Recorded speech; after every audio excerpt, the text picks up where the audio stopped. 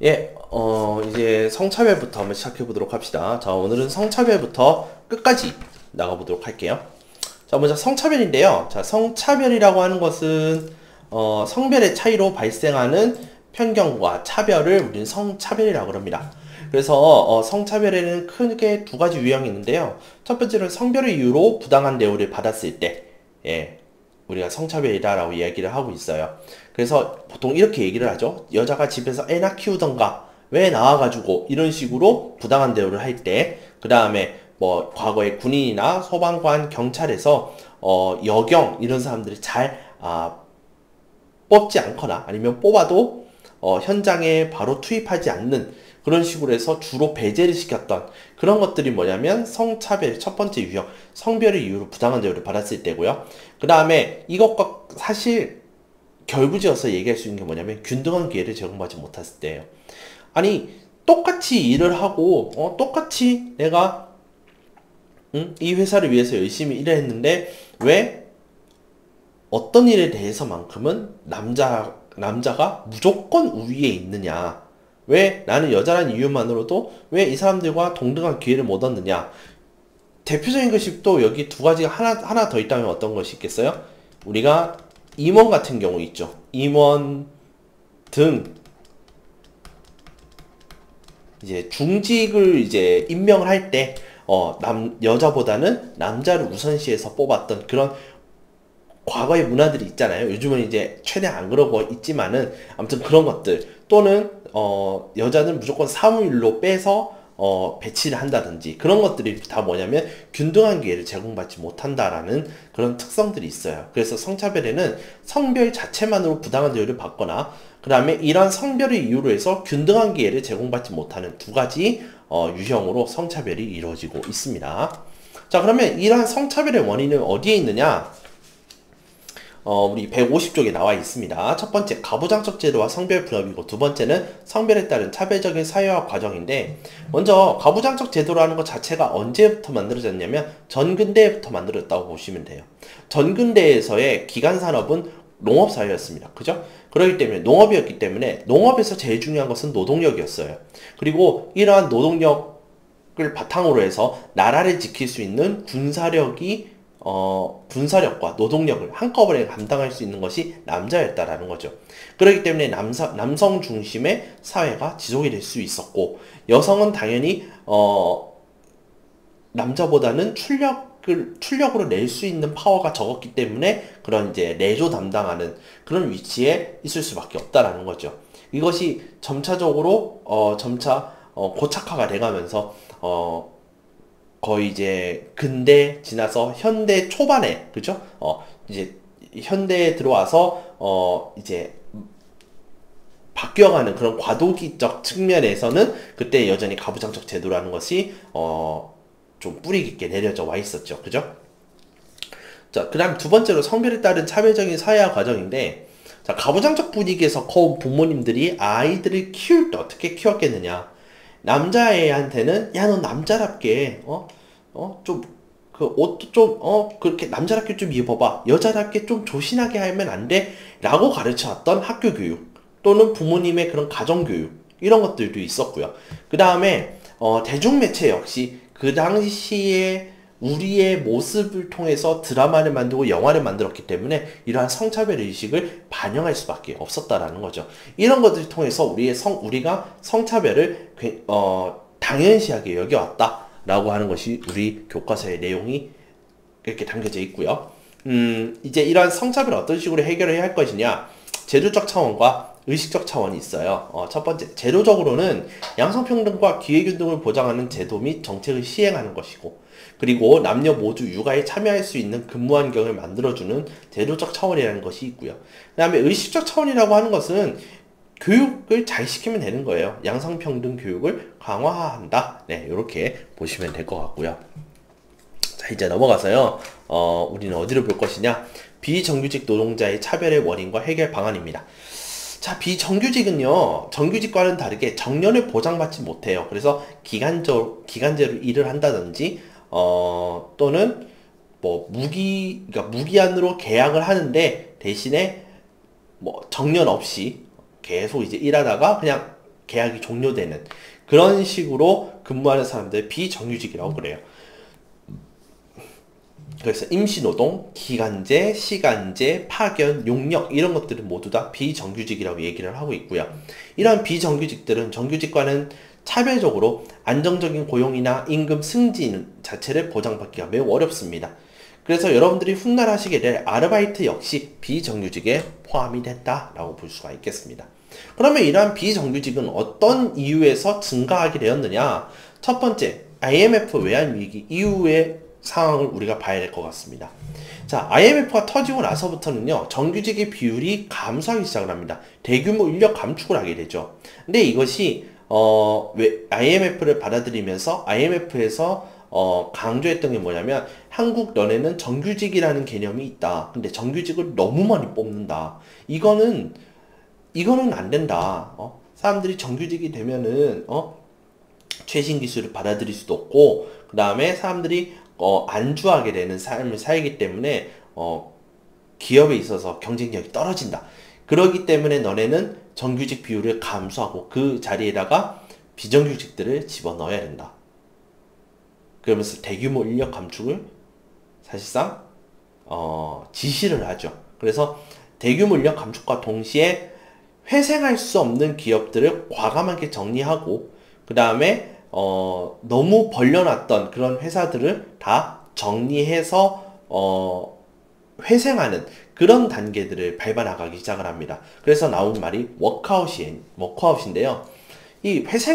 사실 이 워크아웃이라는 것 자체가요, 들어보면은 굉장히 잔인한 제도 같지만은 실제로는 어떤 의미를 가지고 있느냐, 회생시킬 가치가 있는 기업을 살려내는 제도예요. 원래는 기업 회색 작업이에요. 원래는 워크아웃이. 그런데 우리나라에서 워크아웃이라는 말이 생겨나면서 워크아웃에 의해서 망하는 회사들이 굉장히 많아서 그렇지, 사실 그런 체질 개선으로 인해서 기업을 다시 회생시키고자 하는 작업을 원래 워크아웃이라고 얘기를 합니다. 그 다음에 외국 기업의 국내로의 공격적 투자가 승인되면서 국내의 여러 기업들이 외국 기업에 합병이 되거나 인수가 되는 과정을 겪기로 하였죠. 그러면서 비정규직 노동자들이 자꾸자꾸 늘어나게 되는 겁니다. 자, 이런 비정규직 노동자들이 어떤 차별을 받고 있느냐? 첫 번째, 경제적 빈곤이 가중이 되고 있습니다. 90년대 후반, 그러니까 IMF 이후로부터는 심각한 사회 문제가 부각이 되기 시작하는데요. 그건 왜 그러냐면 정규직에 비해 임금이 불평등하게 낮게 받고 있고, 그 다음에 복지 같은 경우도 복지 수준이 낮다라는 거죠. 왜냐하면 그런 정규직들이 누리는 복지 제도에서 항상 배제가 되었기 때문에 낮은 복지에서 열악한 환경에서 일을 할 수밖에 없다라는 겁니다. 자, 그러기 때문에 이러한 비정규직 노동자들은 이 빈곤을 극복해낼 수가 없고, 또한 이런 적은 돈을 받아가면서 열악한 환경에서 일을 해야 되기 때문에 근로의욕이 저하가 되며, 또한 내수경제가 침체될 수밖에 없죠. 자, 사실 우리가 내수경제라는 것이 침체되지 않으려면 어떻게 되겠어요? 우리가 소득이 많아야 되겠죠. 그래야 그 소득을 일부는 저금하든지 어떻게 하고 나머지는 우리가 소비를 할 거 아닙니까? 소비가 늘어야 내수경제가 활성화가 되죠. 그런데 이렇게 빈곤층이 많아지게 되면 내수경제는 점점 더 침체하기 마련이죠. 그 다음에 경제성장 잠재력이 약화가 된다. 이것은 우리나라의 경제성장 자체가 경제 성장률이 낮아질 수 있는 아주 안 좋은 상황이라고 볼 수가 있고요. 또한 이러한 비정규직에 의해서 노사 갈등이 심화가 되고 사회 갈등이 심화될 수 있다라는 겁니다. 그래서 정부는 2006년에 비정규직 보호법을 통해 비정규직을 보호하고자 했어요. 그게 무엇이냐면 비정규직을 2년을 넘겨서 쓸 수 없도록 했어요. 2년을 넘겨서 썼을 때에는 비정규직을 정규직으로 전환시켜야 된다라는 비정규직 보호법에 의해서 여러 그런 이제 공기업에 있는 사람들이 대거 정규직 노동자로 채용이 되는 상황도 있었고, 그렇죠? 그 다음에 비정규직 노동자에 대해서 불합리한 차별 대우를 금지한다라고 돼 있어요. 일단 우리 법으로는. 또한 대규모 계약 해지, 파견, 도급, 하청 등 간접 고용을 증가하는 문제가 발생하기 시작합니다. 이제는. 예, 무슨 말이냐면, 자, 이것 제가 뒤에 가서 또 설명드리겠지만은, 자, 2년을 초과할 수 없다라고 그래 있지. 2년보다 안에 있으면은 이 사람은 영원히 비정규직이에요. 그쵸? 그러면 2년을 넘으면 안 되니까 2년 안 되게 해고를 하는 겁니다. 그리고 다시 데려와서 임용하는 거예요. 다시 그러면 제로가 되죠? 그럼 제로부터 다시 1년 12개월 되면은 해고하고 다시 제로에서 시작해서 계속 그런 식으로 빙글빙글 돌려서 비정규직으로 써먹을 수 있다라는 거죠. 예. 근데 그때는 같은 사람하고 계약하는 게 아니라 계열사로 자꾸 보내서 그 경력을 이어나가지 못하도록 차단하는 그런 문제들이 발생하는 거고요. 이러한 문제들 때문에 법정 최저임금 수준 역시 법정 최저임금보다 더 많이 벌 수 있는 그러한 기회가 같이 차단이 돼요. 또한 아르바이트나 이런 사람들 역시 법정 최저임금 수준에서 머물러 있다 보니까 이러한 빈곤이 해결되지 않는다라는 거죠. 즉 비정규직 노동자들이 많아져서 국가에서 내놓은 이 법의 허점 같은 것들을 굉장히 잘 이용하고 있다라고 밖에 볼 수가 없는 거예요. 그렇기 때문에 여전히 비정규직 노동자들은 자신들의 빈곤이 해결되고 있지 않은 그런 문제점을 가지게 되는 겁니다. 제가 그러면서 간접고용에 대해서 이야기를 했는데요. 자, 먼저 간접고용의 일반 구조가 어떻게 있냐면, 자, 근로자가 있으면, 제가, 이걸 저라고 할게요. 그럼 제가, 이 사람에 의해서 고용이 돼요.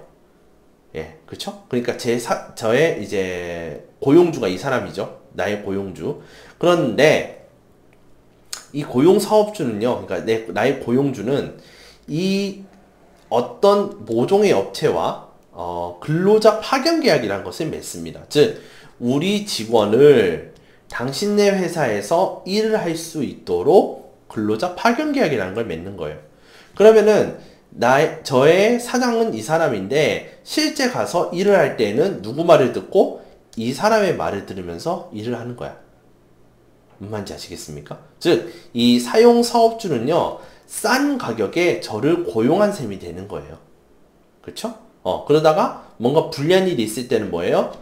쉽게 이 관계를 끊을 수가 있는 거죠. 왜냐? 저의 원래 소속은 어디기 때문에 사용 사업주가 아니라 고용 사업주이기 때문에 그렇습니다. 이게 바로 간접 고용이고요. 이게 굉장히 많이 일어나고 있다. 예. H회사의 고용 실태에 대해서는 제가 설명하기 위해서 했던 말들이니까 여기서는 더 하지 않도록 하겠습니다. 자, 이제 넘겨서 157쪽에 보시면은 이주민에 대한 내용이 나옵니다. 자, 이주민에 대한 차별 원인에 대해서 한번 좀 알아보도록 할게요. 자, 이주민에 대한 차별 원인으로는 자국민 중심의 사회가 있어요. 네. 그러니까 너네는 우리랑 다르게 생겼잖아. 너네는 다른 나라에서 왔잖아. 여기서부터 시작이 되는 겁니다. 특히 우리나라 같은 경우에는 한민족이라는 개념이 굉장히 강하게 나타나는 나라죠. 그렇기 때문에 이것을 순혈주의라고도 볼 수도 있는데, 순혈주의에 기반한 배타적 민족의식이다. 그래서 우리는 한민족이기 때문에 혼혈인 같은 사람들은 자연스럽게 차별의 대상이 되는 거죠. 또한 외국인 이주 노동자들의 권리 인정에 대해서 소극적인 사회적 인식과 법 체계로 인해 이 외국인 이주 노동자들이 정치적으로도, 그러니까 권력에 있어서도 열세 상황에 놓여져 있게 되는 거죠. 자, 그럼 이런 사람들이 어떤 차별을 받고 있느냐?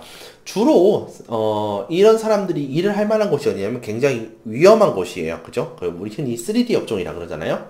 이 3D 업종 위주의 노동 현장에서 많이 나타나고 있는데요. 임금에 있어서 차별을 받고, 그 다음에 열악한 노동 환경에다가 이 사람들을 밀어넣죠. 그 다음에 폭행과 폭언, 그러니까 한국말을 할 줄 모르기 때문에 막 욕을 하고 좀 어떤 데는 때리기도 하고 그러는 거예요. 그 다음에 한국의 문화나 관습을 강요하기도 하고 그래요. 그래서 이러한 좀 불편한 그런 이제 차별 행위들이 있는데, 근데 이런 것이 어디 무슨 우리가 말끔하게 일을 하는 그런 사무직에서 일어날 만한 일들은 아니잖아요. 그렇죠? 소위 말하면 아저씨들이 그런 현장에서 막 공구로 막 쪼이고 있는데 말이 안 통하니까 화딱지가 나서 뭐예요? 그거를 던져버려요. 그죠? 그러면은 그 쇠똥이를 맞으면 어떻겠어요? 아프겠죠? 그럼 다시 또 주워오고, 그죠? 그렇다고 뭐 기술을 가르쳐 주냐? 그런 게 아니라 평생 동안 자기 밑에서 계속 일을 하도록 그냥 시켜놓은 다음에, 에이, 얘랑 일 못하겠다 하면서 너 집에 가라. 이렇게 돼버리는 거죠. 그런 식으로 간단하게 버려지기도 하고, 그런 뭐, 좋은 곳도 있지만은 사실 안 좋은 곳도 굉장히 많다라는 것을 여러분들이 좀 알고 계셔야 하지 않겠나 싶어서, 예. 자, 또한 이 사람들은 제도적인 차별도 함께 겪고 있어요. 첫 번째로 이 외국인 같은 경우에는 우리나라는 비자를 받아서 들어와야 되는데 이 비자 발급하는 것이 좀 까다롭습니다. 예, 우리나라 좀 까다로운 편이에요. 한국인과 결혼을 해서 영주 비자를 받지 않는 이상, F 비자를 받지 않는 이상 사실 갱신이 거의 잘 안 돼요. 그냥 알아만 두세요. H 비자라는 게 있어요. H 비자인데 H 비자는 한 번에 4에서 5년 정도를 있을 수 있어요. 그런데 이 비자는 갱신이 안 돼요. 그래서 4년, 5년 있다가 돌아가서 새로 비자를 받아와야 다시 우리나라에 들어올 수 있습니다. 그렇기 때문에 비자 발급에 있어서 한계가 있고, 또 우리나라 같은 경우에는 다른 나라와는 다르게 귀화가 굉장히 어려운 나라 중에 한 곳이에요. 조건이 있습니다. 5년 이상 거주를 하고 영주권을 가지고 있는 상태에서 귀화가 돼요. 예. 그렇기 때문에 한국인과 결혼을 해서 아까 얘기했죠? 영주 비자를 받지 않는 이상 귀화가 굉장히 어렵고요. 그렇게 영주권이 취득했다 하더라도 5년 이상 살아야 귀화가 되고요.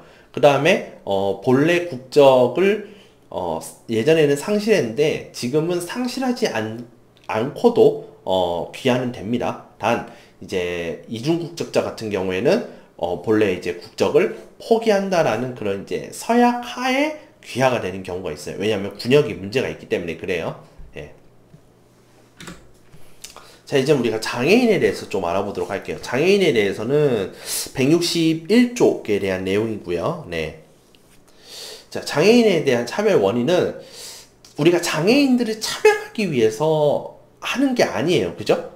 장애인들이 왜, 그러니까 어떤 의미에서 차별을 받느냐? 우리가 장애인의 삶을 살아보지 않았잖아요. 그쵸? 그렇기 때문에 그들에 대해서 이해가 부족하기도 하고요. 그 다음에 장애인은 몸이 불편한 사람들이 머리도 부족할 것이다 라고 생각을 하는데, 그러한 편견이에요. 그죠? 그러한 편견이 있을 수도 있고요. 그 다음에 장애인 편의시설 이런 것들이 부족하기 때문에 상대적으로 그런 시설적인 차원에서 차별을 받는 것이 사실 굉장히 많아요. 또한 이러기 때문에 사회 참여하기에도 굉장히 제한을 받고 있고, 역시 사람들 역시 그런 부분에 대해서 모든 걸 판단하게 되는 겁니다. 야, 너네 결국 어디 이동하지도 못하고 이러니까는 너 할 수 있는 거 아무것도 없잖아. 너 차도 운전 못하잖아. 이런 식으로 본다라는 거죠. 예. 그렇기 때문에 우리가 장애인에 대해서 그만큼 이해가 부족하기 때문에 장애인 인권에 대해서도 인식이 부족할 수밖에 없는 것이죠. 그 다음에 우리가 이제 또 넘어가서 이제 성적 소수자 보도록 합시다. 자, 우리 성적 소수자에 대해서 우리 책에 나와 있는 용어가 4가지가 있어요. 첫 번째 동성애자, 두 번째 양성애자, 세 번째 트랜스젠더, 네 번째 젠더 퀴어가 있어요. 예. 제가 이거 가지고 시험 문제 내기는 사실 조금 애매하기는 한데요. 그래도 우리가 이제 앞으로 살아가는 데 있어서 이러한 사람들을 굉장히 많이 만나게 될 것 같아요. 예, 사회가 변화하면서. 그렇기 때문에 이런 사람들이 어떤 사람들인지 정도는 알았으면 좋겠습니다. 자, 얘기해 볼게요. 먼저 첫 번째 동성애자는요, 동성에게 성적이나 정서적으로 끌리는 성적 지향을 가진 사람을 동성애자라고 얘기를 합니다. 예, 그래서 우리가 흔히 동성애자라고 하면은 남자 같은 경우에는 게이라고 부르죠. 그 다음에 여자 같은 경우에는 레즈비언이라고 부르죠. 그죠? 네, 이런 사람들이 동성애자라고 보면 되겠습니다. 예, 더 이상은 얘기하지 않겠습니다. 자, 양성애자 볼게요. 양성애자는요, 이성에게도 끌리면서 동시에 동성에게도 끌리는 사람을 양성애자라고 그래요. 그래서 양성에게, 그러니까 여성과 남성 모두에게 성적이나 정서적으로 끌리는 성적 지향을 가진 사람이에요. 그러면은 동성애자와 양성애자가 아닌 다른 사람들을 뭐라고 하냐면 이성애자라고 하는 거죠. 남자는 여자를 좋아하고 여자는 남자를 좋아하는, 예, 그러한 성적 지향을 가진 사람을 이성애자라고 그럽니다. 예, 흔히 우리가 정상적이다라고 흔히 얘기하는 사람들은 아무래도 이성애자라고 볼 수가 있겠죠. 자, 세 번째로 트랜스젠더인데요. 트랜스젠더에 대해서 우리가 굉장히 많은 오해들을 하고 있어요. 무조건 성전환 수술을 해야만 트랜스젠더가 되는 게 아니에요. 생물학적 성별과 사회적 성별. 자, 생물학적 성별은 우리가 섹스라고 얘기를 하죠. 그리고 사회적 성별은 뭐라고 그래요? 젠더라고 그러죠. 섹스와 젠더가 일치하지 않는 사람도 역시 우리는 트랜스젠더라고 불러요. 그래서 이런 트랜스젠더를 우리는 반드시 성전환하는 사람을 트랜스젠더라고 부르는 경향이 있는데 그것은 아니다. 예, 트랜스젠더는 생물학적 성별, 그러니까 섹스와 젠더가 일치하지 않은 사람을 통틀어서 이야기하는 말이 트랜스젠더다라고 보시면 되겠고요. 마지막 젠더 퀴어라는 것은 뭐냐면 야, 세상에 남자와 여자 어떻게 이분법적으로만 나누지? 라고 생각하는 사람이 젠더 퀴어예요. 이 젠더 퀴어는 우리가 위키 이런 데에서 좀 더 자세하게 볼 수가 있는데 그 위키 같은 데에서 의하면은 젠더 퀴어는 9가지의 성별로 나뉘어 있다고 합니다. 이 젠더 퀴어 안에 대략 9가지 정도의 그런 성별이 있는데 어떤 거는 아예 성별 없음도 젠더 퀴어에 소속되어 있는 거예요. 예, 이렇게 젠더 퀴어는 굉장히 다양한 개수들이 좀 있습니다. 자, 그 다음에 이런 성적 소수자들은 어떤 식으로 차별을 받고 있느냐? 직접적으로 받기도 하고 간접적으로 받기도 하고 간주되어서 받기도 해요. 먼저 누구에게 차별을 받느냐면 이성애자들에게 보통 차별을 받습니다. 근데 직접적으로 어떻게 차별받느냐? 야, 너 동성애자라며? 야, 너 꺼져. 너 우리랑 너 못 놀아. 이런 식으로 하면 이건 직접이에요. 그죠? 그 다음에 간주라고 하는 것은요. 이 친구가 조금 수상해 라고 생각하는 거. 이성애자들 입장에서 수상한 거. 그렇죠? 만약에 뭔가 내가 좀 남자한테 이렇게 팔뚝을 만지면 너 팔뚝 진짜 섹시하다 이렇게 얘기한다든지 그렇게 하면은 너 남자 좋아해? 너 불편해. 너 저리 꺼졌으면 좋겠어. 왜냐? 그러니까 이성애자래도 모르겠어요. 어쨌건 이런 오해나 이런 것들을 통해서 이 사람을 그냥 성적 소수자라고 생각하고 불리한 대우를 하는 거예요. 예, 이 사람이 성적 소수자인지 아닌지는 명확한 게 아니지만 그렇게 추정하는 거죠. 그렇게 의심하고 그 사람한테 차별을 가하면 이것은 간주입니다. 네. 그 다음에 간접이라고 하는 것은요, 이성애자들이 그러한 성적 소수자들에게 차별할 생각은 아니야. 그러려고 만든 법은 아니야. 그런데 이 법이 어떻게 실현되고 있느냐면 성적 소수자들을 차별하고 있는, 그리고 그들에게 불이익을 주고 있는 행태로 이 법이 또는 규정이, 관행 같은 것들이 그렇게 불이익을 주고 있다면 이것은 간접적이다라고 이야기를 합니다. 그러니까 직접적으로 너 나랑 놀지 마, 꺼져, 예, 요것만 있는 게 아니라 간접적으로도 돌릴 수 있는, 간접적으로도 우리가 이야기를 하는 그런 양상도 있다라는 거죠. 자, 그렇게 해서 우리가 시험 범위까지 다 봤고요. 우리가 특히 사회적 소수자에 대한 차별에 대해서 제가 좀 자세하게 설명을 드린 것은 아까도 얘기했지만은 우리가 이런 경험을 많이 해보지도 않았고요. 그죠? 그리고 이해도 굉장히 낮기 때문에 이런 사회적 소수자에 대한 차별 부분에 대해서는 좀 더 우리가 고민을 해보고 앞으로 우리가 맞닥뜨려야 될 사회에서는 이런 사람들이 굉장히 많은 것이기 때문에 그들에게 무조건 차별만 할 것이 아니라 우리 사회의 일원으로서 받아들일 수 있는 여러분들의 그런 심적인 준비, 예, 그런 의식적인 준비, 이런 것들이 필요하지 않겠나 싶어서 제가 조금 자세하게 다뤄봤습니다. 그래서 우리 이번 주간 온라인 수업 잘 들으시고요. 다음 주부터는 다시 학교에서 뵙고 공부하도록 하겠습니다. 네, 여기까지 하겠습니다.